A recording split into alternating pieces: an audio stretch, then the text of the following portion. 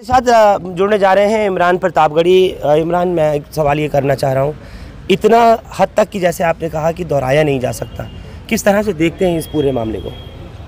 बहुत ही शर्मनाक है जो दानिश अली पे बीत रही है। मुझे लगता है कि इस देश के एक बड़े तबके के दिल पे वही बीत रहा होगा इस वक्त।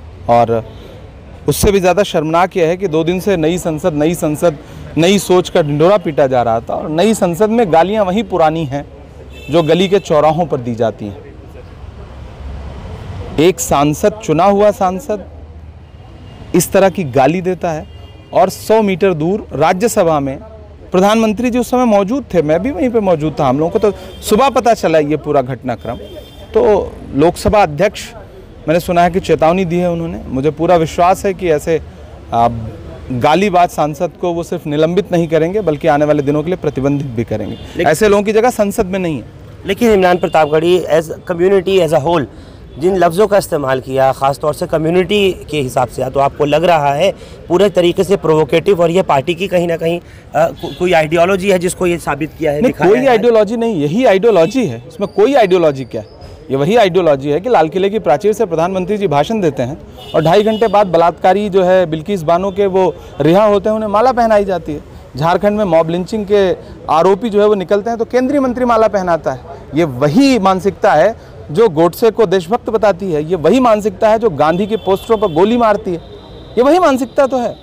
देखना है कि प्रधानमंत्री जी उन्हें दिल से माफ़ कर पाएंगे या नहीं। लेकिन अनपार्लियामेंट्री, अनकॉन्स्टिट्यूशनली उन लफ्ज़ों का इस्तेमाल किया गया, जबकि ऐसा दूसरे सांसदों ने इससे पहले नहीं किया। वो लोग निलंबित हो जाते हैं, आप लोग हो जाते हैं, आप लोगों को कार्रवाई से बाहर किया जाता है। देखिए, असंसदीय शब्दों में मर्यादित भाषा आती है। गाली तो उससे बहुत बड़ी चीज़ है ना। गाली दी गई है, सीधे सीधे गाली दी गई है, गाली। और गाली सामान्य गाली नहीं, सांप्रदायिक गाली दी गई।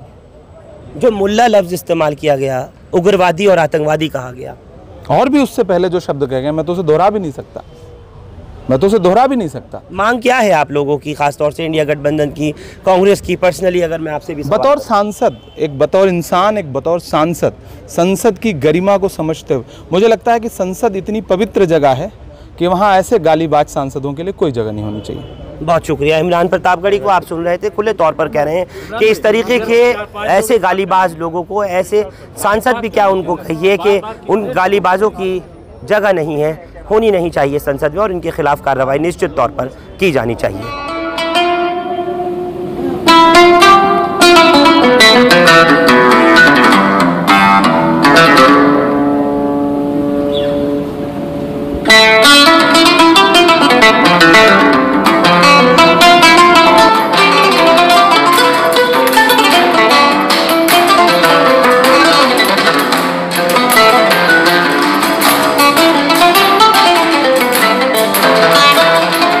और इस पूरे मामले पर इस वक्त मेरे साथ जुड़ने जा रहे हैं फजलुर रहमान साहब, मेंबर पार्लियामेंट है सहारनपुर से। सर, मैं आपसे एक सवाल सीधा सा कर रहा हूँ, क्या यही दिन देखने के लिए पार्लियामेंट के आप लोगों को और तमाम सांसदों को चुन करके भेजा जाता है कि इस तरीके की मर्यादा को पार करते हुए बीजेपी के लोग, ऐसे सांसद जिनके नंबर बढ़ाए जा रहे हैं और वो ऐसी भाषा का इस्तेमाल कर रहे हैं? देखिए, रमेश विधुड़ी जी ने कल जो पार्लियामेंट के अंदर अल्फाजों का इस्तेमाल किया है, तो उसकी हम लोग मजम्मत करते हैं, कड़े अल्फाजों में मजम्मत करते हैं, और उसके साथ मांग करते हैं भारतीय जनता पार्टी से कि विधुड़ी जी को पार्टी से बाहर निकाला जाए। और अगर भारतीय जनता पार्टी ऐसा नहीं करती तो इससे जाहिर होगा कि भारतीय जनता पार्टी के अभी मेंबर पार्लियामेंट के बाहर जो गलत बयानी करते थे और भारतीय जनता पार्टी उसके ख़िलाफ़ कोई एक्शन नहीं लिया करती थी, तो हम ये समझेंगे कि अब ये सब कुछ पार्लियामेंट के अंदर भी हुआ करेगा।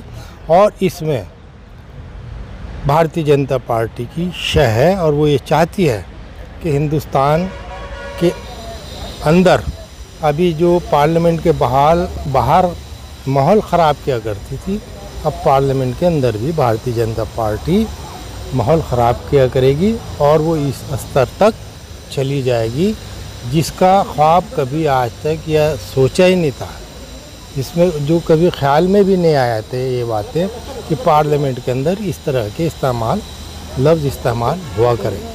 लेकिन फजलुर रहमान साहब, एक सड़क छाप की भी भाषा अगर देखें तो वो भी ऐसी नहीं होती। जिस तरीके के लफ्ज़ों का इस्तेमाल किया गया, जैसे आपत्तिजनक शब्द बोले गए, आपको नहीं लगता कि 24 घंटे गुजर चुके और अभी तक ना तो भारतीय जनता पार्टी की तरफ से, यानी खुद ना पार्टी की तरफ से, और ना अभी तक किसी तरीके से पार्लियामेंट्री कमेटी की तरफ से कोई एक्शन लिया गया? देखिए, इन अल्फाजों की तवक्के तो किसी को भी नहीं थी। सभ्य लोग हैं, जाहिर बात है, जो पार्लियामेंट में चुनकर आता है वो सभ्य होता है, उसको पता है कि पार्लियामेंट में क्या कहना चाहिए। और अगर ये इस्तेमाल हमारे विदुड़ी जी कर रहे हैं तो ये नहीं है कि तैश में आकर उन्हें इस्तेमाल कर दिया, वो जानबूझकर उन्होंने इस्तेमाल किया। और उसकी वजह यह है, उनकी हिम्मत इसलिए हुई कि भारतीय जनता पार्टी इस तरह के अल्फाजों का इस्तेमाल करने वालों को बढ़ावा देती है, उनके नंबर बढ़ाती है। तो यानी आपको लग रहा है कि ये डेलिबरेटली किया गया, जानबूझ के किया गया, या फिर इनको ये बैकअप कराया गया करने के लिए, प्रोवोकेट किया गया कि ऐसा करें? आपको ऐसा लग रहा है? देखिए, इलेक्शन नज़दीक आ रहा है, अभी तो ये सामने आपके पार्लियामेंट के अंदर आई है, अब पार्लियामेंट के बाहर भी इस तरह के तकरीरें, इस तरह के अल्फाज लोगों के सामने आएंगे, इस तरह का माहौल बनाया जाएगा जो आज तक भारतीय जनता पार्टी जिसके सहारे इक़्तिदार में आती चली आई है। लेकिन वो तो कह रहे हैं, आपने सुना होगा किस तरह से फ्लोर ऑफ द हाउस में खुद खड़े होकर के कह रहे हैं कि बाहर निकल मैं देख लूँगा। इस लफ्ज़ का भी इस्तेमाल किया गया है, बाहर देखूँगा तेरे को। देखिए, बाहर देखने वाली बात तो समझ से परे है, क्योंकि कोई भी छोटा बच्चा नहीं है, कोई ऐसा नहीं है कि भाई उसको उठाएंगे तोड़ मोड़ के फेंक देंगे। ये उनकी भाषा गलत है, लेकिन वो तो सिर्फ उकसाने के लिए उन्होंने इन अल्फाजों का इस्तेमाल किया और उसका फ़ायदा शायद भारतीय जनता पार्टी उठाना चाहती है और इसीलिए अब तक उनके ख़िलाफ़ कोई ऐसा सख्त एक्शन नहीं हुआ। और कुंवर दानिश सदीकी इस वक्त सरकारी आवास पर डिप्टी मेयर दिल्ली आले मोहम्मद इकबाल यहाँ पर पहुँचे हैं। अले, पहली बार ऐसा देखा गया कि रमेश भिदोड़ी की ऐसी ज़बान पिसली कि किसी सड़क चाप मवाली या गुंडा अगर उसको कहा जाए तो वो भी कहीं लफ्ज़ जो है वो कम रहेंगे। क्या लगता है? देखिए, हम हमेशा से पार्लियामेंट को देखा, लोकसभा राज्यसभा को देखा।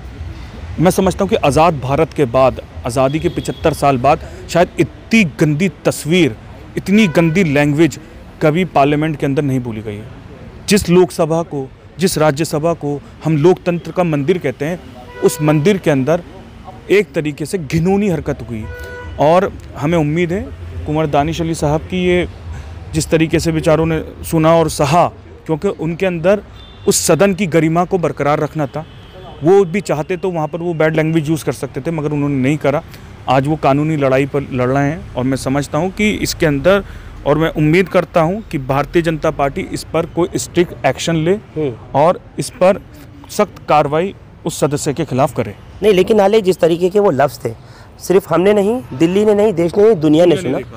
उसमें जिन लफ्ज़ों का इस्तेमाल किया गया, सबसे बड़ी बात तो ये है कि लफ्ज़ कटवे का इस्तेमाल करना, या फिर तुझे बाहर निकल में देख लूँगा, उग्रवादी, मुल्ला उग्रवादी, ये सब देखिए क्वेश्चन मार्क लगाता है। देखिए, मुझे शर्म आ रही है ना, मैं अल्फाज उससे, जो आपने 2 अल्फाज बताए, ये नहीं, कम से कम 6-7 अल्फाज इससे कहीं गुना ज़्यादा उन्होंने वो बोले हैं। अगर तकरीबन आप 45 सेकंड की उस वीडियो को देखेंगे तो उसमें वो अल्फाज बोले गए हैं जो पर्सनल अटैक हैं और ख़ास तौर पे एक मुस्लिम कम्युनिटी को टारगेट करते हुए, वो जानकर, और मैं समझता हूँ डेलिबरेटली, जानकर। और उसमें आप ये नहीं है कि भाई अनजाने में निकल गया, गलती से हो गया, मगर मैं समझता हूँ इनके खिलाफ कानूनी सख्त कार्रवाई होनी चाहिए। लोकसभा स्पीकर्स को इस पर इनकी सदस्यता रद्द करनी चाहिए। राहुल गांधी एक हल्की सी सिर्फ स्माइल पास करते हैं तो उसको फ्लाइंग किस कर दिया जाता है, राघव चड्ढा को डिसमिस कर दिया जाता है, संजय सिंह को डिसमिस कर दिया जाता है। शायद उनके गुनाह बहुत बड़े हैं इस गुनाह से, तो आप जितने और अपोजिशन के लीडर्स हैं उनको तुरंत निकाल दिया जाता है। अब देश इंतज़ार कर रहा है कि इसके ऊपर ये क्या एक्शन ले। आखिरी सवाल मेरा एक ये है, पॉलिटिकल साइंस में पढ़ने वाले बच्चे और आगे ये तवक्को करने वाले आप तमाम दर्शकों को भी मैं ये बात कहना चाहता हूँ और इस बात पर जोड़ करके आपके साथ में एक जोर भी देना चाहता हूँ। उन बच्चों का जो भविष्य है, जो कल आकर के लोकतंत्र के इन मंदिरों में बैठेंगे, जो विधानसभा, जो पार्लियामेंट में जाकर के प्रतिनिधित्व करेंगे, वो क्या सोचेंगे और क्या देखेंगे ये सब कुछ देख करके कि ऐसी अनपार्लियामेंट्री अनकॉन्स्टिट्यूशनल भाषा का भी इस्तेमाल होता है, बच्चों पे क्या असर होगा? देखिए, अगर इस भाषा का, इस मर्यादा को आज नहीं रोका गया तो देश के मुस्तकबिल के अंदर कोई पार्लियामेंट और विधानसभा कॉरपोरेशन के इलेक्शन लड़ने को तैयार नहीं होगा। अगर यही जो गली कुचों की जो टुच्ची लैंग्वेज, गाली गलोच, किसी के ऊपर डायरेक्ट हमला करना मजहबी एतबार पर, किसी भी मजहब पर नहीं करना चाहिए। हमारा मुल्क गंगा जमनी तहजीब की बहुत बड़ी मिसाल है जो पूरी दुनिया में दी जाती है। मैं समझता हूँ कि जो आने वाला वर्ग है वो सियासत से, देश की राजनीति से हेट करेगा और नई पार्लियामेंट में जाके, नई पार्लियामेंट जिसका दूसरा दिन और दूसरे दिन के अंदर ही इतना बड़ा मैसेज, जो आज़ाद भारत के 75 साल बाद कभी ऐसी गरिमा कभी सदन की गिरी ही नहीं, इससे पहले भी किसी सदस्य ने नहीं गिराई, कभी किसी सरकार के वक्त में नहीं गिरी, जो इस वक्त गिरी है, ये अपना आप में बहुत दुर्भाग्यपूर्ण है। क्या हो? और इसकी कार्रवाई मेरे हिसाब से लोकसभा स्पीकर को इस पर स्ट्रिक्ट एक्शन लेना चाहिए, जो भी उनके लीगल टर्म्स एंड कंडीशंस के अंदर होते हैं। मगर आज अगर उन पर कार्रवाई नहीं होती है तो समझ लीजिए कि आने वाले वक्त के अंदर इसका गलत संदेश इस फ्यूचर की राजनीति के अंदर बहुत गलत मैसेज जाएगा कि भारतीय जनता पार्टी के ये जिस तरीके की भाषा शैली है वो अंदर और बाहर, यानी जो अब तक कुछ बाहर हुआ करता था वो अब अंदर हाउस में भी दिखने लगा है। और क्या अगर इसके ऊपर कार्रवाई नहीं होगी तो ये सब कुछ आगे भी यूं ही बदस्तूर जारी रहने वाला है। एक सवाल या निशान है जिसको मैं आप लोगों से भी पूछना चाहता हूं कि पार्लियामेंट के अंदर अगर इस तरीके की अमर्यादित भाषा का इस्तेमाल किया गया और उसके ऊपर अगर कोई कार्रवाई नहीं की गई तो आगे क्या, व्हाट इज़ नेक्स्ट? आप लोग हमारे साथ पंडारा रोड से इस खबर पर जुड़े, आप सबका बहुत शुक्रिया। हिंदुस्तान लाइव फरहान याहिया यूट्यूब पर सब्सक्राइब कर सकते हैं और क्लिक कर सकते हैं बेल आइकन हमारी खबर की पहली नोटिफिकेशन के लिए। फेसबुक पर हमारा page Hindustan live Farhan Yahiya follow और लाइक कर सकते हैं। Thank you for now.